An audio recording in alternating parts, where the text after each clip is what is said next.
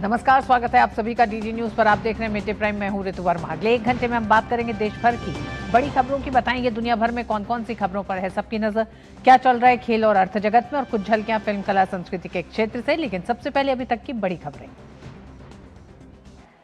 नई दिल्ली में क्वाड के महामंथन में हिंद प्रशांत क्षेत्र में शांति और सहयोग का नया रोड मैप तैयार। सुरक्षा, तकनीक और व्यापार पर रहा जोर।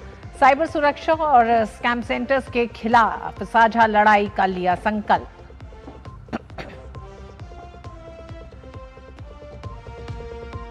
भारत अमेरिका की साझेदारी और मजबूती की ओर। दुर्लभ खनिजों को लेकर दोनों देशों के बीच अहम समझौता। विदेश मंत्री डॉक्टर एस जयशंकर ने समझौते को बताया मील का पत्थर। केंद्रीय गृह मंत्री अमित शाह बीकानेर में बीएसएफ की 179वीं वाहिनी की सीमा चौकी सांचू पहुंचे। प्रहरी सम्मेलन में जवानों के साथ संवाद का कार्यक्रम। महिला बैरकों का करेंगे ई उद्घाटन। नेतृत्व परिवर्तन की अटकलों के बीच कर्नाटक कांग्रेस का लगा दिल्ली में दरबार। सीएम सिद्धारमैया और डीके शिव कुमार के साथ कांग्रेस आलाकमान की बैठक। सुलह के फॉर्मूले पर लग पाएगी क्या अंतिम मोहर।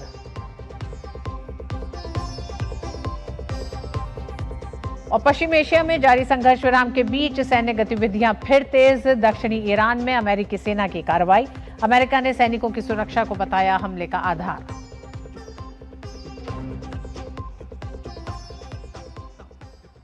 क्वाड के सदस्य देशों ने हिंद प्रशांत क्षेत्र में चीन की बढ़ती सैन्य सक्रियता की पृष्ठभूमि में समुद्री निगरानी और बंदरगाह अवसंरचना को मजबूत करने के लिए मंगलवार को नए उपायों की घोषणा की और साथ ही महत्वपूर्ण खनिजों और ऊर्जा के क्षेत्र में सहयोग का विस्तार किया।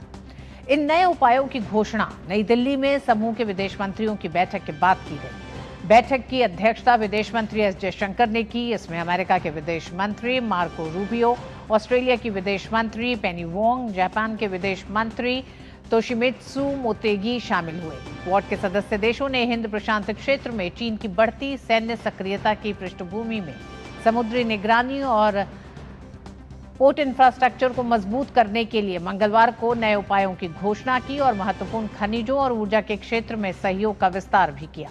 क्वाड के विदेश मंत्रियों ने बैठक के बाद संयुक्त प्रेस वक्तव्य दिया। विदेश मंत्री एस जयशंकर ने कहा, बैठक में ज्यादातर चर्चाएं दुनिया के मौजूदा हालात पर ही केंद्रित थी। हमने स्वाभाविक रूप से इंडो पैसिफिक से जुड़े खास मुद्दों पर ध्यान दिया, क्योंकि हम 4 समुद्री लोकतंत्र हैं जो इंडो पैसिफिक के अलग अलग छोर पर हैं, इसलिए विचारों का आदान प्रदान काफी महत्वपूर्ण था। समुद्री क्षेत्र में सहयोग लगातार बढ़ा है, जिसमें निगरानी और डोमेन जागरूकता, logistics network, under sea cable, training, capacity building और HADR एक्टिविटीज शामिल हैं। हम आने वाले समय में इन क्षेत्रों को और गहरा करते रहेंगे। Being Quad, we naturally focused on issues of particular relevance to the Indo-Pacific. Because we are 4 maritime democracies located at different ends of the Indo-Pacific, the exchange of perspectives was an exercise of considerable value. The maritime domain has seen a steady expansion of collaboration, including surveillance and domain awareness, logistics network, undersea cables, training, capacity building, and HADR activities. We will be continuing to deepen these areas in the times ahead.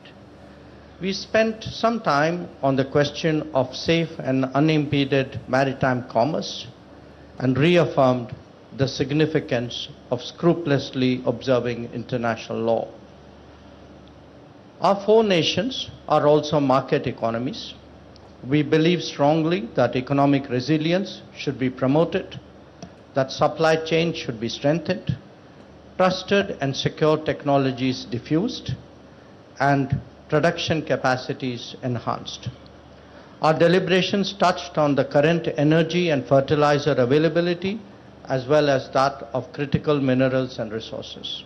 As democratic nations, we also devoted attention to countering the common threat of terrorism. There must be zero tolerance for terrorism, and nations subject to terrorist attacks have the right to defend themselves. और quad विदेश मंत्रियों की बैठक के बाद संयुक्त press वक्तव्य में अमेरिका के विदेश मंत्री मार्को रूबियो ने कहा कि हमने हिंद प्रशांत समुद्री निगरानी सहयोग पहल शुरू करने का फैसला किया है। साथ ही उन्होंने क्वाड देशों के बीच हिंद प्रशांत समुद्री क्षेत्र जागरूकता पहल के विस्तार की भी घोषणा की। And I'm very happy today that as a result of the work that our teams have been doing leading up to this conversation today and our conversations today, we have real concrete achievables that we can announce to our respective countries and to the world. On the issue of maritime security, there are two big announcements. The first is the launch of the Indo-Pacific Maritime Surveillance Corporation Initiative, which is going to leverage each of our countries' maritime surveillance capabilities in the Indo-Pacific to enhance information sharing.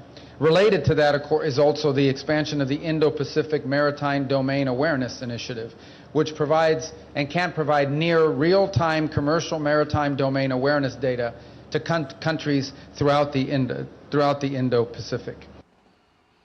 Australia की विदेश मंत्री पेनी Wong ने इस दौरान कहा कि आज quad कई नई पहलों और ऊर्जा सुरक्षा से जुड़ी पहलों को आगे बढ़ा रहा है। उन्होंने क्वाड की तरफ से प्रशांत क्षेत्र के लिए अब तक की सबसे मजबूत प्रतिबद्धता की भी घोषणा की।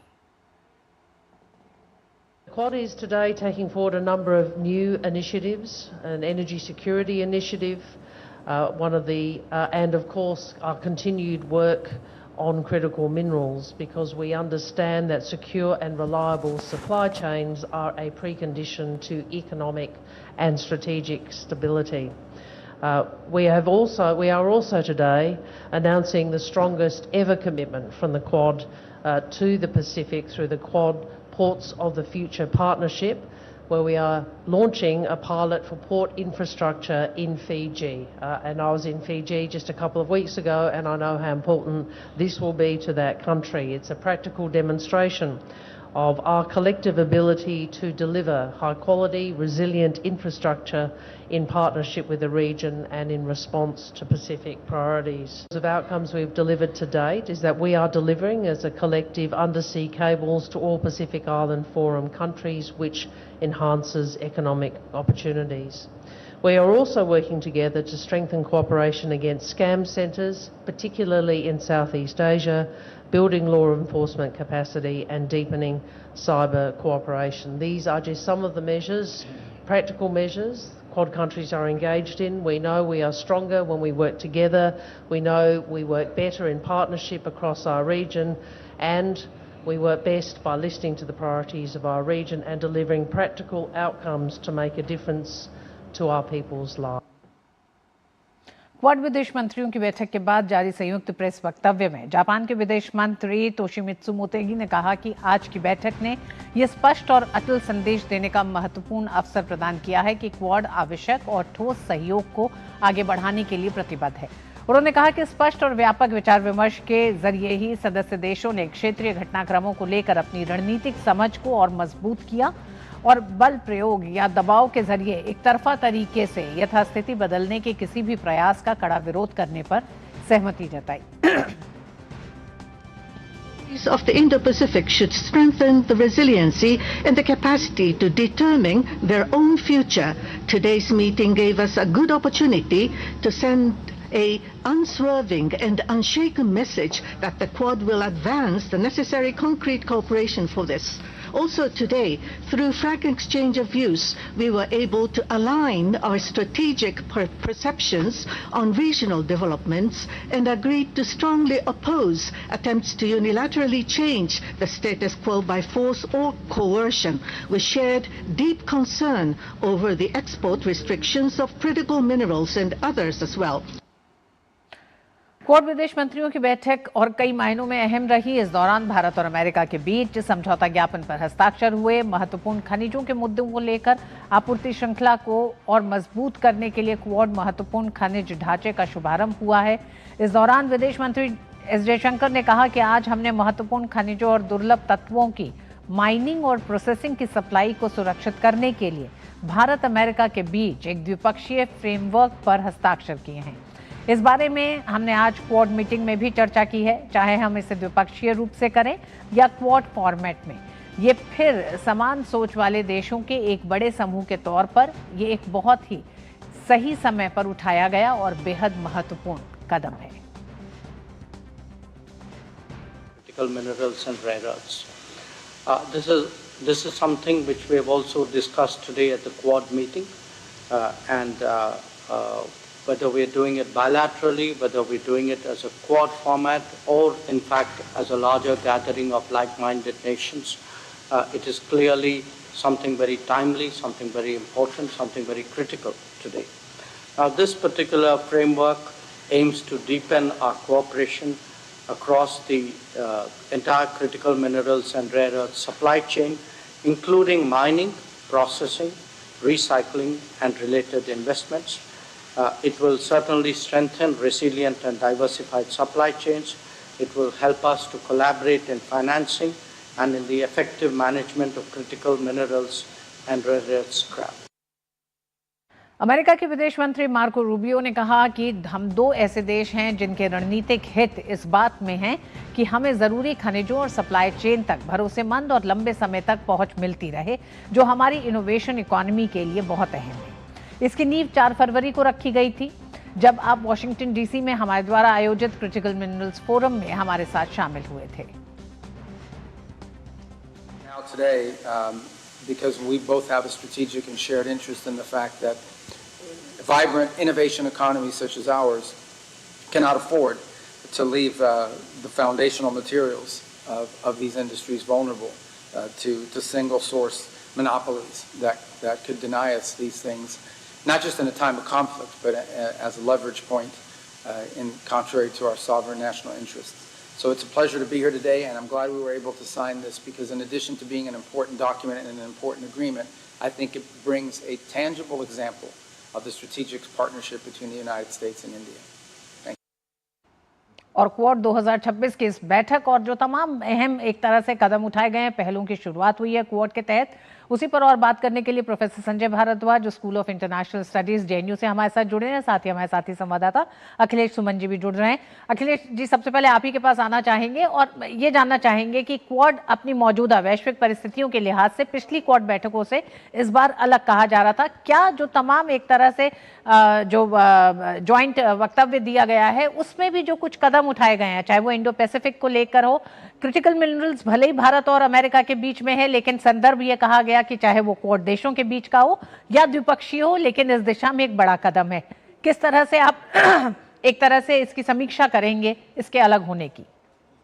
देखिए ऋतु, सबसे महत्वपूर्ण बात तो ये है कि पिछले 1 वर्षों से लग रहा था जिस समय से डोनाल्ड ट्रंप दूसरी बार अमेरिका के राष्ट्रपति बने और जिस तरीके से उन्होंने पूरी दुनिया पे एक तरीके से टैरिफ युद्ध छेड़ रखा था, उस समय लगा था कि क्वाड को उन्होंने बैक बर्नर पर डाल दिया है। मित्र देश कहें, जो कम मित्र देश हैं, उन सब के साथ उनका वही बर्ताव था और क्वाड के ये अन्य जो 3 देश हैं अमेरिका के अलावा, उन तीनों देशों पर भी उन्होंने भारी टैरिफ लगाए थे। तो एक तरह की व्यापारिक अनिश्चितता बनी हुई थी पूरी दुनिया में और क्वाड भी उससे काफ़ी हद तक प्रभावित हुआ था।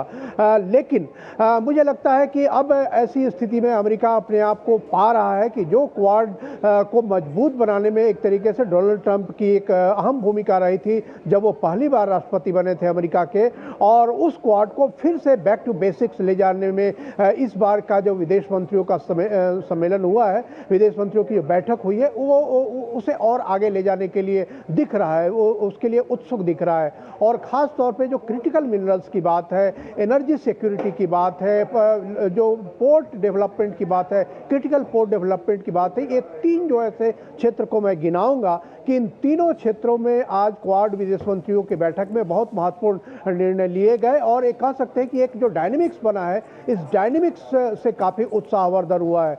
$20 बिलियन का निवेश किया जाएगा क्रिटिकल मिनरल्स इंफ्रास्ट्रक्चर बनाने के लिए वो क्वाड देशों के बीच में, और भारत और अमेरिका के बीच में भले ही एक द्विपक्षीय समझौता हुआ हो, लेकिन क्वाड क्रिटिकल मिनरल्स फ्रेमवर्क की भी स्थापना हुई है, जिसके तहत क्वाड के सदस्य एक दूसरे से सहयोग करेंगे और प्रोजेक्ट्स को फंड भी करेंगे, प्रोजेक्ट्स को आइडेंटिफाई करेंगे कि कैसे एक दूसरे की क्षमताओं का उपयोग हो सकता है क्रिटिकल मिनरल्स इनिशिएटिव में और क्रिटिकल मिनरल्स के पूरे विकेंद्रीकरण में, ताकि एक देश चाइना का मोनोपोली उस पर न बने। तो इस मामले में कहेंगे कि यह जो क्वाड की बैठक है वो पिछले दिनों के अन्य क्वाड बैठकों से ज़्यादा एक्शन ओरिएंटेड है और जो मौजूद सवाल है उसको एड्रेस करता है। दूसरी जो एक महत्वपूर्ण बात हुई एनर्जी सिक्योरिटी को लेके, जब आप पूरे स्टेटमेंट को देखेंगे तो उसमें स्टेटमेंट में एक बात खास तौर पे स्ट्रेट ऑफ हॉर्मुज की बात कही गई है और फ्रीडम ऑफ नेविगेशन के साथ साथ कॉमर्शियल जो वेसल्स हैं उनके भी आवागमन की, मुक्त आवागमन की बात कही गई है, फोर्सिबली उसे न रोकने की बात कही गई है। तो आप जब देख रहे हैं कि स्ट्रेट ऑफ हॉर्मुज रुका पड़ा है पूरी दुनिया का और खास करके इंडो पैसिफिक का जो fuel and LPG supply chain है वो प्रभावित हुआ है, तो ऐसे में क्वाड के ये जो बयान है और क्वाड का ये जो एक संयुक्त घोषणा है वो काफ़ी महत्वपूर्ण लगता है। और तीसरा जो क्रिटिकल पोर्ट मैनेजमेंट और डेवलपमेंट की बात है, फिजी में भी इसका एक केंद्र स्थापित किया जाएगा। फिजी को दूर समुद्र में एक बड़ा केंद्र के रूप में स्थापित करने की बात है।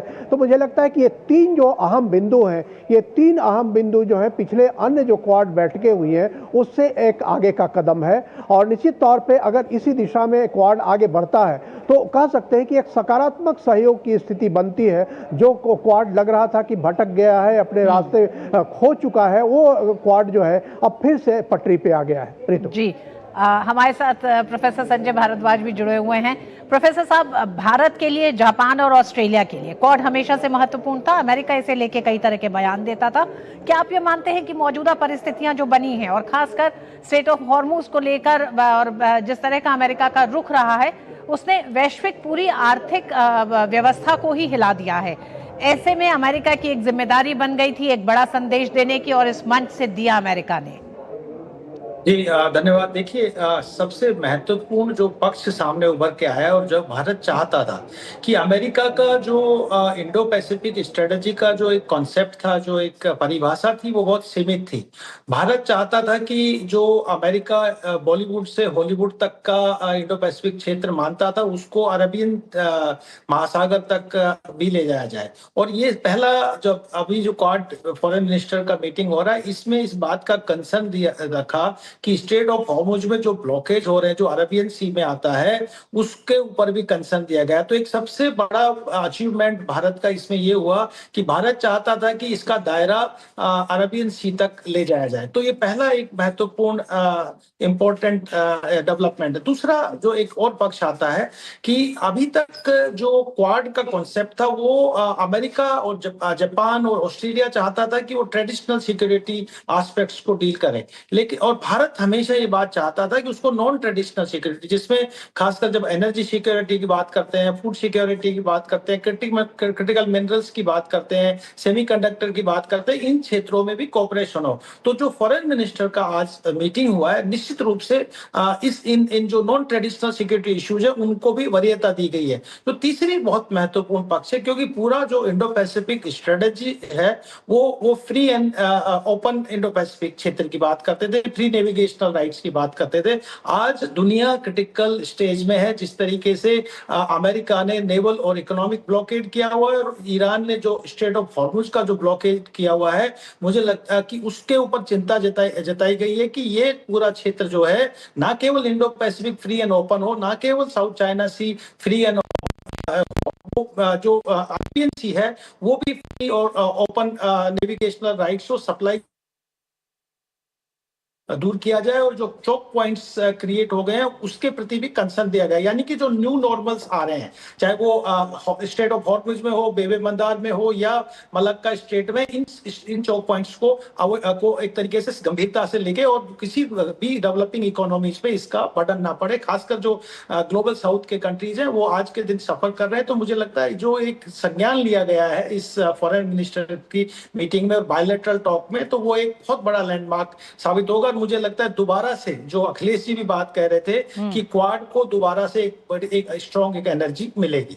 जी, प्रोफेसर संजय, इसमें भारत की बड़ी भूमिका रही जिस तरह से आप बता रहे हैं, क्योंकि मल्टीलैटरल फोरम्स की प्रासंगिकता को लेकर कई तरह के सवाल उठ रहे थे। ऐसे में क्वाड को एक बार फिर सक्रिय ही सिर्फ नहीं, सक्रिय इन द सेंस कि उसमें जो कुछ बड़े निर्णय लिए गए हैं, चाहे वो इंडो पैसिफिक को लेके गए हो, क्रिटिकल मिनरल्स को लेके गए हो, इस पे चर्चा तो लंबे समय से हो रही थी। क्या आप मानते हैं कि दो बड़े ऐसे मुद्दे जिसको लेकर भारत ने एक दिशा दी है, अब वैश्विक चुनौती, सप्लाई चेन से, ये सब जो समस्याएं और भविष्य में बढ़ने ही वाली हैं? नहीं, निश्चित रूप से जो मैं वही बात कह रहा हूं कि जो जिस तरीके से क्वाड का एक ऑब्जेक्टिव क्रिएट किया गया था कि हम चाइना को कंटेन करने वाला, मुझे लगता है भारत उसको उसके बियॉन्ड देखने का प्रयास कर रहा था कि एक कंस्ट्रक्टिव कॉम्प्रिहेंसिव एक पार्टनरशिप डेवलप हो और क्वाड का मकसद सिर्फ इंडो पैसिफिक और जो आसियान सेंट्रिक ना होकर पूरा अरेबियन सी में जाए। और इसमें जो सबसे बड़ा जो मुद्दा है, भारत जो चाहता था और प्रधानमंत्री नरेंद्र मोदी जी हमेशा बात करते थे कि ये जो ह्यूमन सिक्योरिटी हो स्टेट सेंट्रिक नहीं होनी चाहिए, ह्यूमन सेंट्रिक होनी चाहिए। और इसमें जो ग्लोबल कॉमन्स और ग्लोबल गुड्स के जो इश्यूज हैं उनको वरीयता दी जाए। तो भारत का जिस तरीके से रोबियो विजिट किए हैं, बायलैटरल एग्रीमेंट्स किए, एमओयूज हुए हैं, तो निश्चित रूप से एक भारत की सेंट्रलिटी इस पूरे क्वाड में अब दिखाई दे रही है। मुझे लगता है भारत की भूमिका आगे आने वाले समय में बढ़ेगी और इसको दुनिया जो डेवलपिंग कंट्री, जो डेवलप कंट्री सब इसको एक्सेप्ट करेंगे कि भारत की भूमिका, क्योंकि भारत एक लॉ अबाइडिंग कंट्री है, यूएन चार्टर में विश्वास करता है, डेमोक्रेटिक कंट्री है। और ये जितने भी क्वाड के कंट्रीज है, सब मैरीटाइम डेमोक्रेसीज है, ये भी इन्हीं वैल्यूज और इथोस में विश्वास करते हैं। तो भारत को इसका लीडरशिप इसमें आगे बढ़ाया जाए और जो दुनिया में जिस तरीके के अनसर्टेनिटीज क्रिएट हो गई है, जो चाहे वो यूक्रेन रशिया वॉर को लेके हो या ईरान अमेरिका वॉर को लेके हो, उनको भी भारत की सक्रिय भूमिका से उसको न्यूट्रलाइज करके और एक शांतिपूर्ण विश्व व्यवस्था की तरफ दुनिया को आगे बढ़ाना चाहिए। जी अखिलेश जी, इस मंच पे आतंकवाद को लेकर भी एक बार फिर जिक्र हुआ और उसे किसी भी रूप में बर्दाश्त न करने की प्रतिबद्धता भी दोहराई सभी देशों ने, लेकिन कुछ ठोस बड़ा एक मंच की, क्योंकि वित्तीय जिस तरह का सहयोग आतंकवाद को मिल रहा है उस पर लगातार तमाम देश इसका विरोध कर रहे हैं। और हम जानते हैं कि हाल की प्रधानमंत्री की 5 देशों की यात्रा में भी हमने देखा कि कुछ देशों ने जिस तरह से कहा कि जो एक तरह से वित्त पोषण आतंकवाद को हो रहा है, उस पर अब तमाम मजबूत लोकतंत्रों को एक साथ होने की जरूरत है।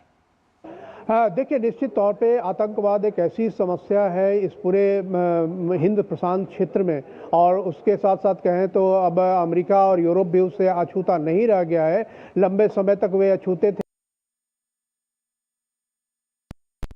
इस बात को महसूस किया, यूरोप में भी कई आतंकवादी घटनाएं हुई, तो अब सबके जहन में है कि आतंकवाद के रहते हुए कोई भी ऐसा सहयोगात्मक कार्यक्रम नहीं हो सकता। इसीलिए विदेश मंत्री एस जयशंकर ने इस बात को कहा कि आतंकवाद के मसले पे जीरो टॉलरेंस की नीति अपनाने को सभी देश तैयार हैं। लेकिन निश्चित तौर पे इसमें एक अड़चन तब आती है जब एक देश दूसरे देश को समझे कि वो उनका आतंकवादी है, लेकिन दूसरे देश के आतंकवादियों को वो उस तरीके से कंडेम नहीं करते या उस तरीके से उसके खिलाफ कार्रवाइयों में भाग नहीं लेते।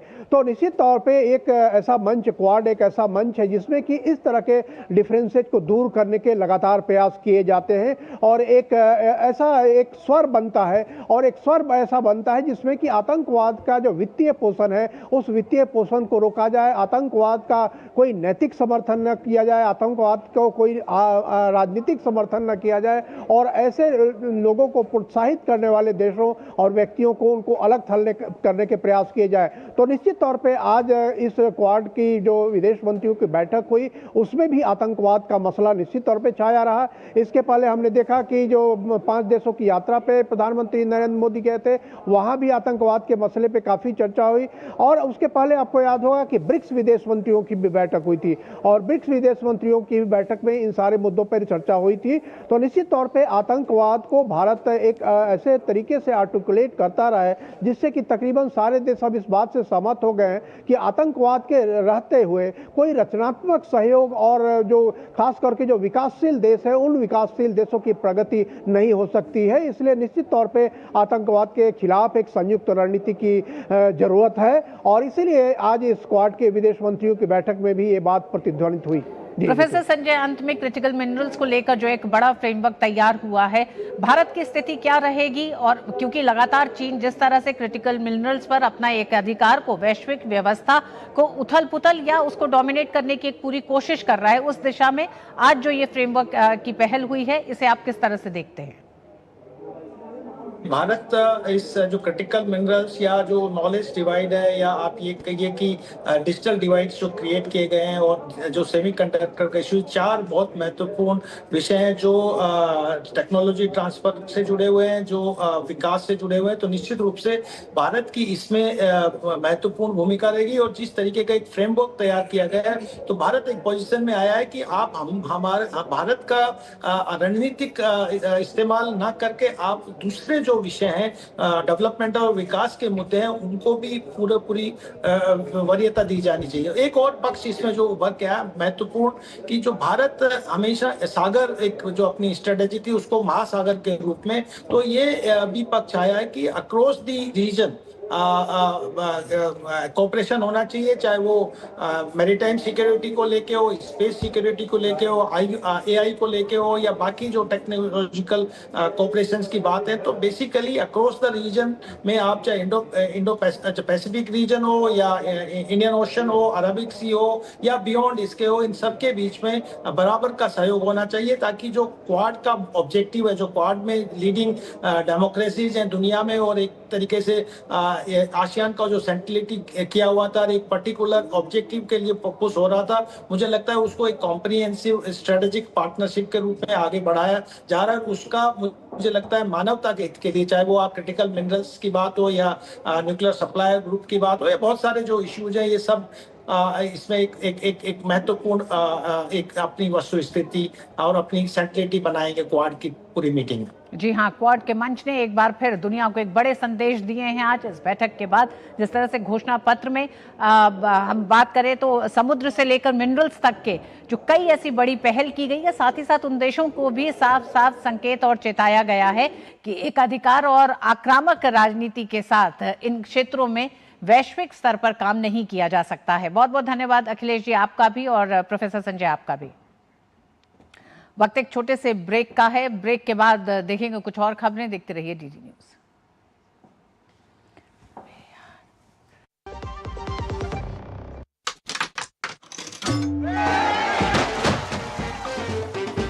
बस 2,000 इधर स्कोर करेगा तो इतना इनाम जीतेगा, और पैसा बाजार पर क्रेडिट स्कोर देखेगा तो 1 लाख तक जीतेगा। पैसा बाजार क्रेडिट प्रीमियर, क्रेडिट स्कोर देखो और 1 लाख तक जीतो।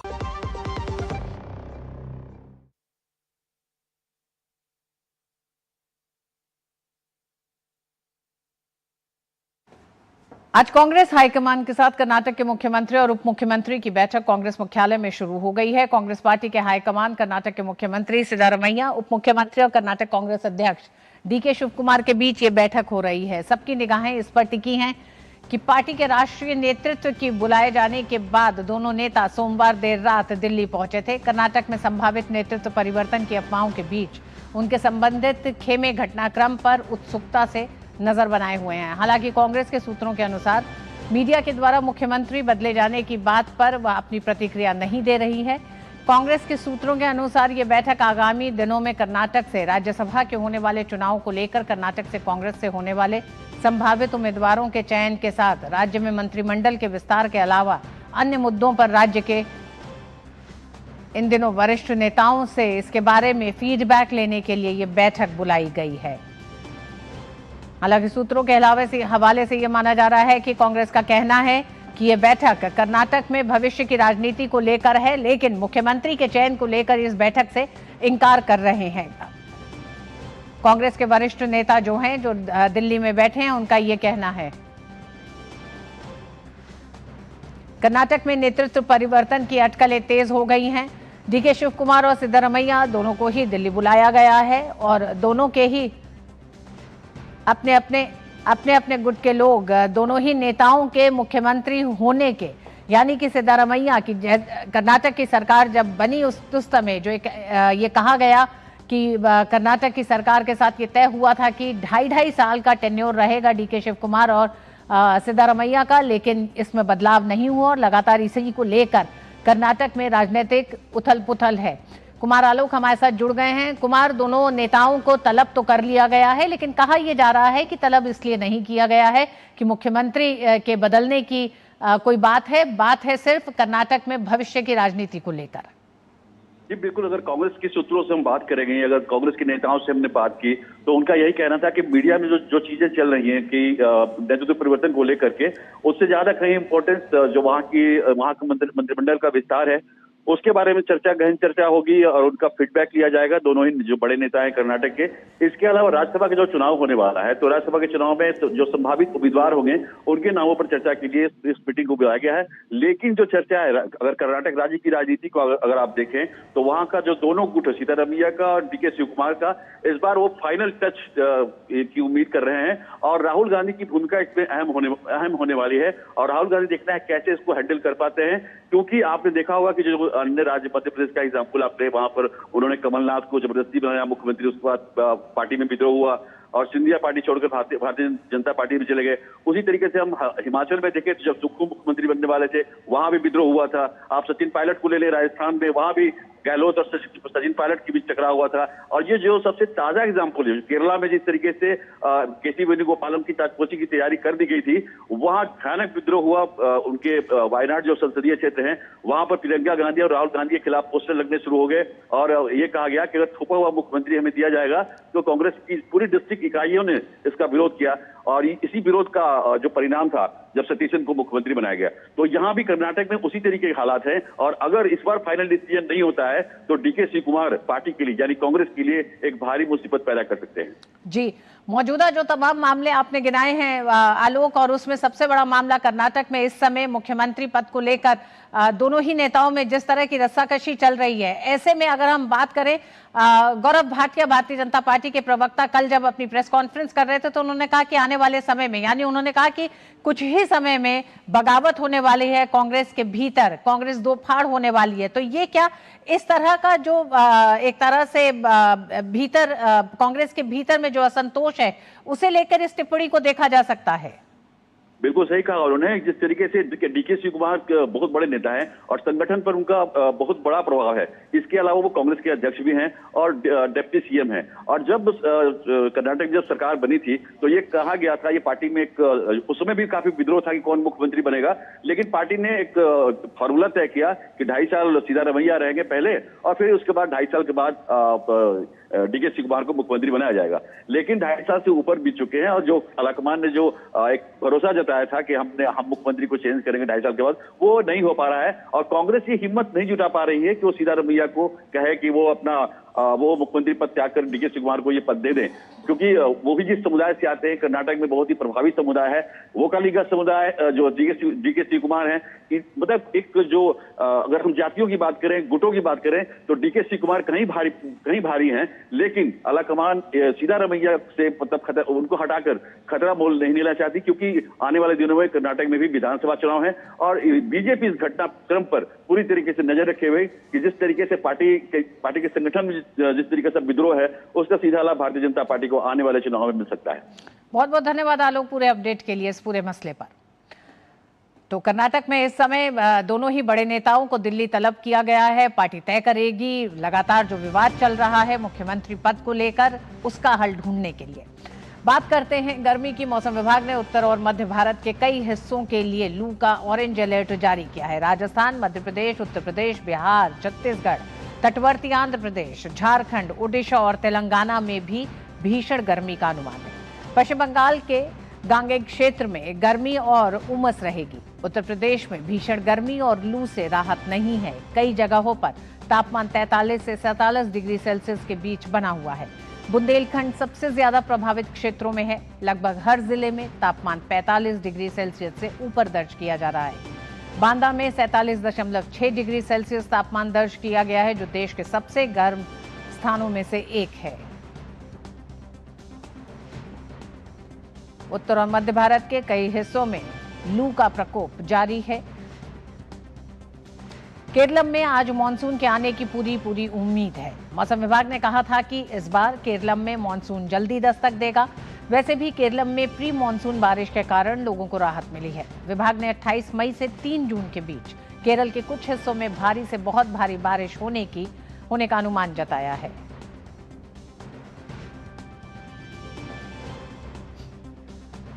और मोहित शुक्ला इस खबर पर हमारे साथ जुड़ गए हैं। मोहित, केरल में तो राहत मिलने जा रही है, लेकिन उत्तर भारत के लिए और मध्य भारत के लिए अभी राहत नहीं है, क्या कहता है मौसम विभाग?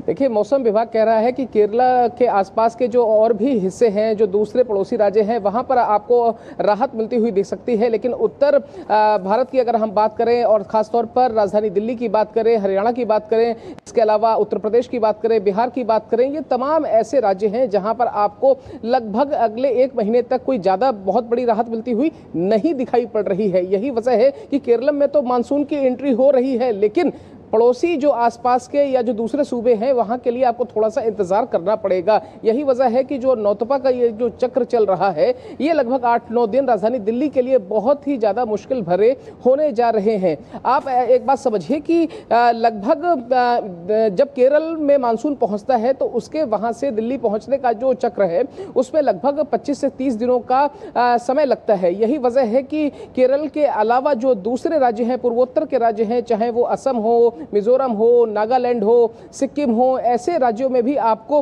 राहत मिल जाएगी। इसके अलावा पूर्वी उत्तर प्रदेश के कुछ जिलों में 12 ऐसे जिले हैं जहां पर यह कहा गया है कि इस महीने के अंत तक आपको थोड़ी सी राहत मिलती हुई दिखाई पड़ सकती है। लेकिन अगर आप बात करें पश्चिमी राजस्थान की, आप बात करें दिल्ली की, आप बात करें बिहार की, आप बात करें उत्तर प्रदेश में पश्चिमी उत्तर प्रदेश की, तो इन जगहों पर आपको लंबा इंतजार करना पड़ सकता है। यही वजह है कि हीट वेव और लू के चलते लोग परेशान हैं, मुहान है, हल्कान है। मौसम विभाग लगातार कह रहा है कि आपको ये अगले जो 48 से 72 घंटे हैं इसमें विशेष तौर पर सावधान रहना पड़ेगा। एक सबसे बड़ी बात मैं आपको बताऊं कि एक जो नया ट्रफ बन रहा है उससे थोड़ी सी राहत मिलती हुई दिख रही है, लेकिन वो अस्थायी राहत होगी। यानी कि आप समझिए 1 से 2 दिन की राहत हो सकती है। लेकिन कुछ हिस्सों में, पूर्वी उत्तर प्रदेश के कुछ हिस्सों के लिए, राजस्थान के कुछ हिस्सों के लिए आप समझिए कि हल्का सा एक अलर्ट जारी किया गया था। लेकिन उत्तर प्रदेश में खासतौर पर जो 12 जिले हैं उनके लिए ये कहा गया है कि वहां पर आंधी और पानी तूफान का आपको एक मिला जुला घटनाक्रम देखने को मिल सकता है। और खास तौर पर आप समझिए कि चाहे वो संत कबीर नगर हो, भदोही हो, अंबेडकर नगर हो, सुल्तानपुर हो, ये जो कुछ इलाके हैं पूर्वी उत्तर प्रदेश के, वहां पर आपको राहत मिलेगी। लेकिन आप विदर्भा की अगर बात करेंगे, आप पश्चिमी उत्तर प्रदेश की बात करेंगे, तो यहां पर आपको कोई राहत भरी खबर अभी फिलहाल नहीं मिलने जा रही है। जी हाँ, बिल्कुल। जिन इलाकों के लिए आप कह रहे हैं कि छोटी राहत मिलेगी, वो बड़े वरदान की तरह से आएगी इस भीषण गर्मी में। मोहित, ये भी जानना चाहेंगे किन इलाकों के लिए ऑरेंज अलर्ट जारी किया गया है, क्योंकि लू के प्रकोप को देखते हुए मौसम विभाग ने ऑरेंज अलर्ट कई राज्यों में जारी किया है। देखिए, मैं आपको बताऊं कि चाहे वो पश्चिमी राजस्थान का कुछ हिस्सा हो, पश्चिमी उत्तर प्रदेश का कुछ हिस्सा हो, दिल्ली का वो इलाका हो, चाहे वो कुछ और इंटीरियर पार्ट हो हरियाणा का, ये तमाम ऐसी जगहें हैं जहां पर अभी ऑरेंज अलर्ट जारी किया गया है। लेकिन कुछ इलाकों में आप समझिए कि रेड अलर्ट भी है। उसमें खासतौर पर दिल्ली प्रमुख तौर पर है, क्योंकि आप समझिए कि दिल्ली का टेम्परेचर लगातार 42 से 45 डिग्री के बीच में बना हुआ है। वहां पर आप आज भी देखिए, अभी जब मैं और आप रूबरू हो रहे हैं, इससे ठीक बाहर आप देखिए मौसम बाहर का कैसा है। इस समय लगभग 1:40 हो रहे हैं और आप ऐसा तपिश है, आसमान ऐसा तप रहा है, मौसम ऐसा तप रहा है, ऐसी परिस्थितियां बनी हुई हैं कि आप 10 मिनट से ज्यादा बाहर नहीं निकल सकते हैं। इसीलिए आप समझिए स्वास्थ्य महकमे की तरफ से हो या फिर जो प्रशासन, सामान्य प्रशासन या दूसरे जो जिला प्रशासन है या फिर राज्य सरकारों की तरफ से तमाम तरह के अलर्ट जारी किए गए हैं। खास तौर पर आप समझिए कि अलग अलग अस्पतालों में अलग अलग वार्ड बनाए गए हैं। इसके अलावा आप समझिए कि जो लोग हैं, छोटे बच्चे हैं, बुजुर्ग हैं, उनके लिए खास तौर पर एडवाइजरी जारी की गई है। क्योंकि आप समझिए कि ऐसे समय में जैसे नोज ब्लीडिंग हो गई, ब्रेन स्ट्रोक हो गया, या फिर लू लगने की बात हो गई, या फिर आप समझिए कि लूज मोशन, ये तमाम ऐसी बीमारियां हैं जो खास तौर पर ऐसे मौसम में जरूर होती हैं। तो सबसे बड़ी बात है कि ऐसे सावधानी बरतते रहना है। इसके साथ ही अपने आप को हाइड्रेट रखना है, क्योंकि ऐसे में सबसे बड़ी समस्या हो जाती है डिहाइड्रेशन की।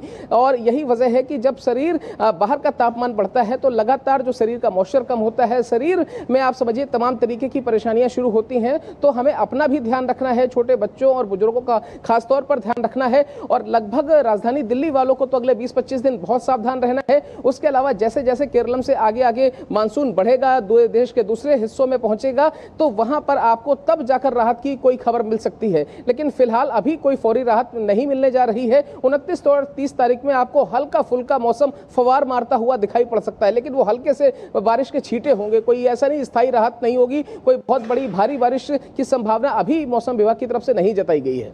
मोहित, बहुत विस्तार से आपने बताया है कि दिल्ली और एनसीआर में जो रेड अलर्ट जारी किया गया है लू के प्रकोप को लेकर, उसे हल्के में कतई ना लें, बाहर निकलते समय ध्यान रखें और साथ ही साथ इस धूप में बचने की सबसे ज्यादा जरूरी है और इसीलिए 11 से 3 बजे के बीच में बाहर ना निकलें अगर नहीं जरूरी है। बहुत बहुत धन्यवाद मोहित, विस्तार से इस पूरे मौसम का विश्लेषण के लिए धन्यवाद। और आइए बात करते हैं पश्चिम एशिया में शांति समझौते के दावों के बीच हालिया अमेरिकी हमलों ने एक बार फिर युद्ध की संभावना को और ज्यादा धक्का दिया है। जहां एक और दोनों पक्षों के वार्ताकार शांति की उम्मीद बांधे दोहा पहुंच रहे हैं, तो दूसरी ओर अमेरिका ने ईरान पर सेल्फ डिफेंस स्ट्राइक के नाम पर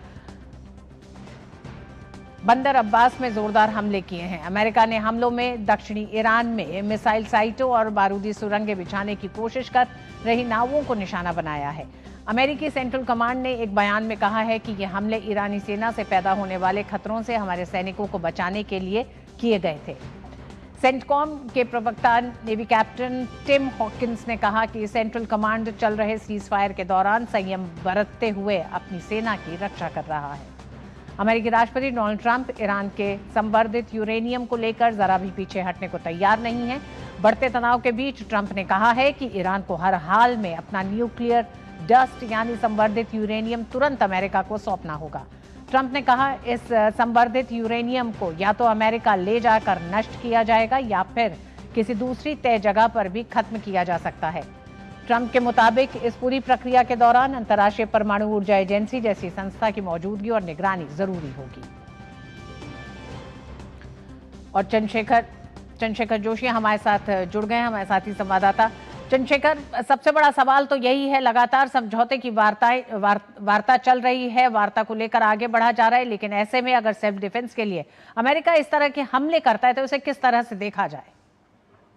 देखिए, काफी महत्वपूर्ण है। आपको कई कड़ियां इसमें पिछले 2-3 दिन में जो कुछ हुआ है उसको जोड़नी पड़ेगी। सबसे पहले तो यह है कि इजराइल के जो प्रधानमंत्री है बेंयामिन नेतन्याहू, उनके और ट्रंप के बीच में अभी 2 दिन पहले बातचीत हुई थी, जो काफी तनावपूर्ण बातचीत थी, जिसमें इजराइल की ओर से ये कहा गया था कि जो हम सीज फायर के दौरान ईरान को वक्त दे रहे हैं, ईरान कहीं न कहीं उस दौरान में रिग्रुपिंग कर रहा है। तो कहीं न कहीं इसको लेकर के ये जो हमले वहां पर हुए हैं, जो माइन लगाने वाली बोट्स हैं या उसके अलावा मिसाइल लॉन्चर जो है, पर्शियन गल्फ की हम बात करें या गल्फ ऑफ ओमान की बात करें, होर्मुज की बात करें, तो वहां पर ये हमले किए गए हैं। और दूसरा उसके अलावा जो कतर है, कतर में इस वक्त बातचीत चल रही है, ईरान का डेलीगेशन वहां पर गया हुआ है और वहां पर जो बातचीत चल रही है उसको लेकर के जो जानकारी मिल रही है उसमें ये बताया जा रहा है कि वो बातचीत जो दोनों पक्षों के बीच में डील होनी है, उसका प्राइमरी जो डॉक्यूमेंट है उसकी भाषा क्या होगी, उसको लेकर के वहां पर बातचीत चल रही है। और तीसरा, अमेरिका के राष्ट्रपति ट्रंप की ओर से जो जानकारी दी गई अपने सोशल मीडिया पेज ट्रूथ के हवाले से, उनका ये कहना है कि जो परमाणु दस्त है, जो वेपन ग्रेड यूरेनियम वहां पर पड़ा हुआ है, उसको या तो ईरान से बाहर निकाला जाएगा या ईरान के साथ मिलकर उसको खत्म कर दिया जाएगा। और चौथा, जो मार्को रूबियो जो भारत में है, उनका ये कहना है कि हॉर्मुज को पूरी तरह से खोला जाएगा, वहां पर जो अंतर्राष्ट्रीय कानून है उनका उल्लंघन हो रहा है। तो कहीं न कहीं आप इन कड़ियों को जोड़िए तो जो परमाणु का मुद्दा है और हॉर्मुज का मुद्दा है, उसको लेकर के ईरान और अमेरिका के बीच में बातचीत कहीं न कहीं फंस रही है, जो आगे तो बढ़ रही है लेकिन उसका जो हल निकल नहीं पा रहा है। और इस सब के बीच अमेरिका कहीं न कहीं एक दबाव की रणनीति के तहत अमेरिका की ओर से ईरान पर हमले किए गए हैं। और जो इजराइल का कंसर्न है कि इस दौरान में वहां पर ईरान रिग्रुपिंग कर रहा है, अपनी जहां पर मिसाइल नष्ट हो गई है उनको दोबारा लगा रहा है, माइन बिछा रहा है। तो ये सब आप कड़ियां जोड़ेंगे तो एक तरफ कहीं न कहीं एक संकेत देने की कोशिश है कि अमेरिकी फौज यहाँ से गई नहीं है, इसी इलाके में मौजूद है, दबाव की भी राजनीति है। और तीसरा यह है कि जो हॉर्मुज को लेकर के और परमाणु मुद्दे को लेकर के बातें कहीं न कहीं अभी पूरी तरह परिपक्वता के तौर पर समझौते के अंदर नहीं आ पाई हैं, तो उसको कहीं न कहीं हल करने की कोशिश यहाँ पर की जा रही है। बिल्कुल चंद्रशेखर, हॉर्मुज को लेकर दोनों ही पक्ष अपने अपने स्टैंड पे अभी भी अड़े हुए हैं और ये देखा जा रहा है कि अमेरिका का ताजा हमला एक तरह से ईरान पर एक प्रेशर बिल्डअप करने का एक पूरी टैक्टिक्स देखी जा रही है। हालांकि अमेरिका का कहना है कि उसने ये जो हमला किया है वो सेल्फ डिफेंस में किया है। बहुत बहुत धन्यवाद चंद्रशेखर पूरी जानकारी के लिए।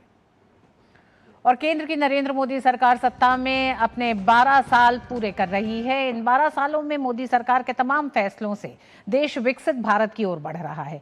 पिछले 12 सालों में राष्ट्र प्रथम की भावना से मोदी सरकार ने तमाम जन कल्याणकारी कदम उठाए हैं। मोदी सरकार के 12 सालों के कामकाज पर डीडी न्यूज आज से एक सीरीज शुरू कर रहा है, जिसमें हम दिखाएंगे कि कैसे इन सालों में सरकार के बड़े फैसलों से तमाम क्षेत्रों में बदलाव आया है। तो आइए देखते हैं हमारी खास सीरीज विकसित भारत की ओर बढ़ते कदम।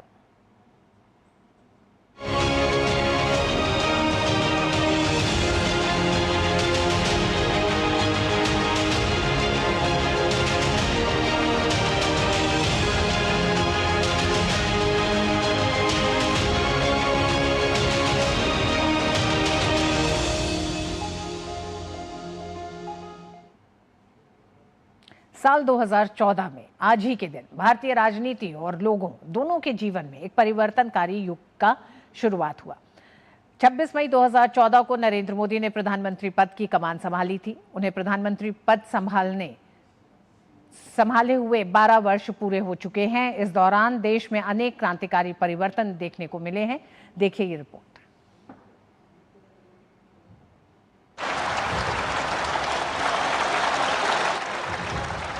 मैं नरेंद्र दामोदर दास मोदी ईश्वर की शपथ लेता हूं कि मैं विधि द्वारा स्थापित भारत के संविधान के प्रति सच्ची श्रद्धा और निष्ठा रखूंगा। 26 मई 2014 ये वो तारीख है जिसने भारतीय राजनीति की दिशा और दशा बदल दी। 12 साल पहले 2014 में नरेंद्र मोदी के प्रधानमंत्री के रूप में शपथ लेने के साथ ही भारत की विकास यात्रा में एक नए अध्याय की शुरुआत हुई। करीब 13 साल तक मुख्यमंत्री के रूप में गुजरात को विकास की ऊंचाइयों पर पहुंचाने के दम पर देश की जनता ने नरेंद्र मोदी के नेतृत्व पर भरोसा जताया था। देश में 30 साल के लंबे इंतजार के बाद नरेंद्र मोदी के नेतृत्व में भाजपा ने लोकसभा चुनाव में पूर्ण बहुमत के साथ जीत हासिल की। भाजपा ने नरेंद्र मोदी को प्रधानमंत्री पद का उम्मीदवार घोषित कर 2014 का चुनाव लड़ा था, जिसमें उसे कुल 282 लोकसभा सीटों पर जीत हासिल हुई। बीते 12 साल में भ्रष्टाचार पर प्रहार से लेकर आतंकवाद को मुंहतोड़ जवाब देने तक और अर्थव्यवस्था में क्रांतिकारी बदलाव से लेकर लोगों को योजनाओं का सीधा लाभ पहुंचाने तक प्रधानमंत्री मोदी ने देश और नागरिकों के हित को ध्यान में रखते हुए अनेक बड़े कदम उठाए हैं। उनकी इन्हीं कोशिशों का नतीजा है कि आज 140 करोड़ नागरिकों में देश के भविष्य को लेकर सकारात्मक ऊर्जा साफ देखने को मिलती है। प्रधानमंत्री नरेंद्र मोदी के कार्यकाल में सबका साथ सबका विकास इस मंत्र को ध्यान में रखते हुए अनेक योजनाओं की शुरुआत हुई। मेक इन इंडिया पहल के साथ स्वदेशी तौर पर विनिर्माण को बढ़ावा मिला, तो वहीं स्वच्छ भारत मिशन ने भी एक राष्ट्रीय आंदोलन का रूप लिया। इसके तहत देश में 12 करोड़ से अधिक शौचालयों का निर्माण हुआ, जिसके जरिए अनेक ग्रामीण इलाकों में महिलाओं का सम्मान सुनिश्चित हुआ। साथ ही 2015 में शुरू हुई बेटी बचाओ बेटी पढ़ाओ योजना के तहत लिंगानुपात और बालिकाओं का सशक्तिकरण भी जन आंदोलन बन गया। वहीं प्रधानमंत्री जन धन योजना, मुद्रा योजना, digital India, startup India, Ayushman Bharat, vocal for local, Ujjwala योजना, पीएम किसान सम्मान निधि, पीएम स्वनिधि, पीएम आवास और जल जीवन मिशन जैसी अनेक पहलों ने नागरिकों के जीवन में क्रांतिकारी बदलाव लाने का काम किया। इसके अलावा प्रधानमंत्री मोदी ने समय समय पर देश हित में कड़े फैसले लेने में भी कोई संकोच नहीं किया। उन्होंने राजनीतिक चिंताओं से ऊपर उठकर राष्ट्र की भलाई के लिए कई मुश्किल कदम उठाए। 2016 में सर्जिकल स्ट्राइक, 2019 में बालाकोट एयर स्ट्राइक, 2026 में ऑपरेशन सिंदूर की कार्रवाई के तहत पीएम मोदी के नेतृत्व में भारत ने पाक समर्थित आतंक के खिलाफ नई लक्ष्मण रेखा खींची। इसके अलावा 2017 में भारत ने जीएसटी जैसा क्रांतिकारी कर सुधार लाकर आर्थिक बदलाव की नई इबारत लिखी। साथ ही 5 अगस्त 2019 को पीएम मोदी के नेतृत्व में सरकार ने जम्मू कश्मीर से अनुच्छेद 370 को हटाने का दूरदर्शी निर्णय लिया, जिससे वहां गरीबों और वंचितों के अधिकार बहाल हुए और जम्मू कश्मीर में शांति और विकास की नई हवा चली। वहीं 2019 में 3 तलाक के उन्मूलन के लिए कानून लाकर सरकार ने इस प्रथा को समाप्त कर दिया। प्रधानमंत्री मोदी के इन्हीं फैसलों का नतीजा है कि देश की जनता ने उन पर 2019 में दूसरी बार और 2024 में लगातार तीसरी बार प्रधानमंत्री के रूप में भरोसा जताया। इन 12 वर्षों में प्रधानमंत्री मोदी के नेतृत्व में टेक्नोलॉजी का सहारा लेते हुए नागरिक हितैषी प्रशासन बनाने की दिशा में भी क्रांतिकारी बदलाव हुआ है। आम लोगों के जीवन को सरल बनाने के लिए जन विश्वास विधेयक जैसे अनेक कदम उठाए गए हैं। साथ ही भारत दुनिया की सबसे तेजी से बढ़ने वाली अर्थव्यवस्था बना हुआ है। यह पीएम मोदी के ही प्रयासों का नतीजा है कि आज देश के नागरिक विकसित भारत के उनके सपने को लेकर उत्साह के साथ अपने कर्तव्यों का निर्वहन कर रहे हैं। Bureau report, DD news.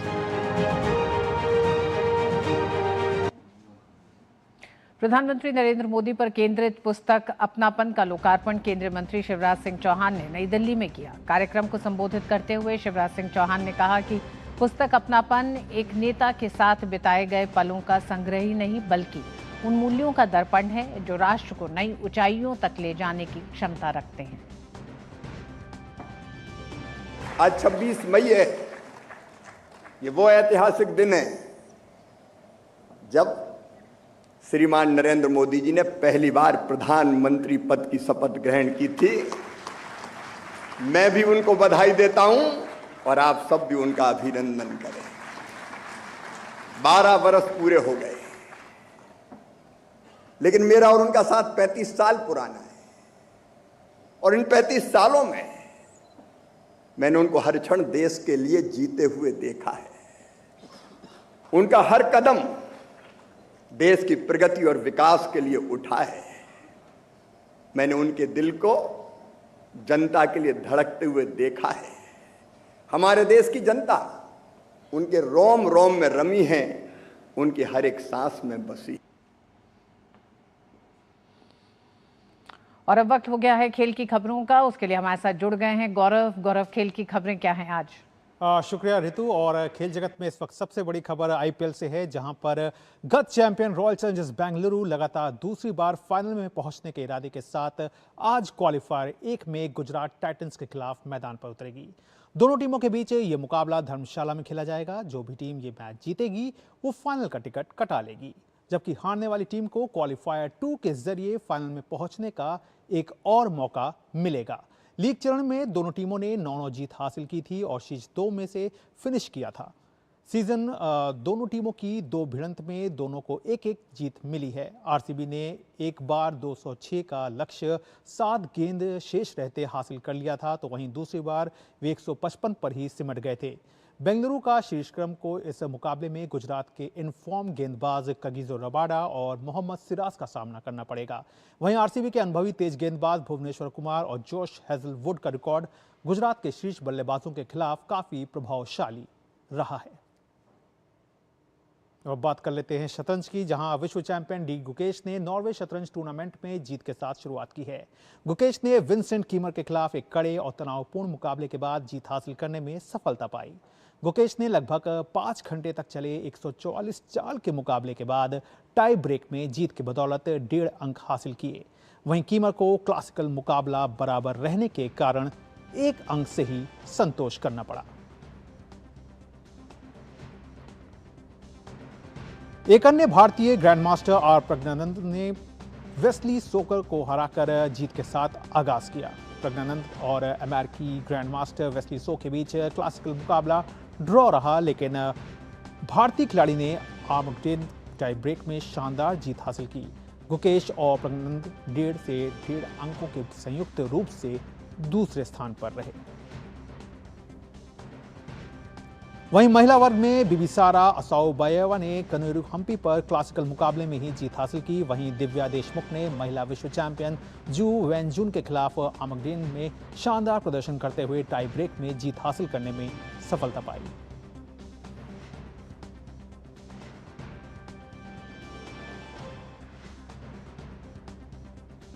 वहीं बात करें फ्रेंच ओपन की, तो साल के दूसरे ग्रैंड स्लैम फ्रेंच ओपन में पोलैंड की इगा स्वांतेक ने अपने अभियान की शुरुआत जीत के साथ की है। स्वांतेक ने पहले दौर के मैच में ऑस्ट्रेलिया की इमर्सन जोन्स को 6-1, 6-2 के सीधे सेट में पराजित किया। स्वांतेक ने इस टूर्नामेंट को जीतने के श्वांतक हैं जो इस टूर्नामेंट को फेवरेट के तौर पर वो सामने हैं, क्योंकि वो हर बार अच्छी लय के साथ फ्रेंच ओपन में उतरी हैं और 4 बार की फ्रेंच ओपन चैंपियन भी हैं। वहीं 7वीं वरीयता प्राप्त एलिना स्वितोलिना ने फ्रेंच ओपन के पहले दौर में बड़ा उलटफेर डालते हुए दूसरे दौर में जगह बना ली। यूक्रेन की स्वितोलिना ने एक सेट गंवाने के बाद शानदार वापसी करते हुए अन्ना बोंडार्क को 3-6, 6-1, 7-6 से हराने में सफलता पाई। तीसरे सेट में मुकाबला बेहद रोमांचक रहा और अंतिम सेट टाई ब्रेक तक पहुंचा। तो ऋतु, ये थी खेल जगत से जुड़ी हुई तमाम बड़ी खबरें, जहां एक बार फिर से आईपीएल का रोमांच जो है वो अपने अंतिम पड़ाव की ओर धीरे धीरे बढ़ रहा है और इस कड़ी में आज आरसीबी और गुजरात टाइटंस के बीच मुकाबला क्वालिफायर 1 का है। बहुत बहुत धन्यवाद गौरव इन तमाम खबरों के लिए। और मिड डे प्राइम में आज बस इतना ही। मुझे दीजिए अनुमति। डीडी न्यूज पे खबरें जारी हैं। नमस्कार।